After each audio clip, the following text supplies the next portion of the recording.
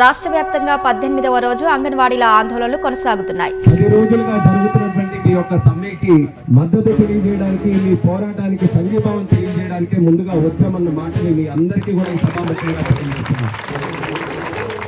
నిజంగా అన్నిటికంటే మెచ్చుకోవాల్సినటువంటి విషయం ఏంటంటే, ప్రజాస్వామ్యబద్ధంగా మా తాలూకా డిమాండ్స్ ఏవైతే ఉన్నాయో అట్లీస్ట్ విని స్పందించాలనే ఆలోచనతో మీరు చేస్తున్నటువంటి కార్యక్రమం రాష్ట్ర ప్రజలందరికీ కూడా స్ఫూర్తిదాయకమైన విషయాన్ని మళ్ళీ మీ అందరికీ కూడా తెలియజేస్తున్నాను.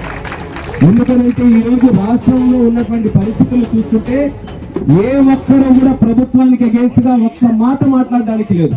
ఏ రకంగా భావితరాలకు కూడా పునాదులు వేస్తున్నటువంటి విషయం కూడా ఆయన కనీసం గ్రహించకుండా మిమ్మల్ని కూడా ఈ రోజు రాష్ట్రంలో ఉన్నటువంటి ప్రజల కింద కాకుండా బయట వాళ్ళ కింద కూడా ఈ రోజు చూసేటటువంటి పరిస్థితులు లేనంటే మదమెక్కినటువంటి విషయం ఉందో ఒక్కసారి మనం అందరం కూడా గ్రహించాలి. ఒక్క అడుగు ముందుకేసి మళ్ళీ మీ అందరికీ కూడా హామీ ఇస్తున్నాం.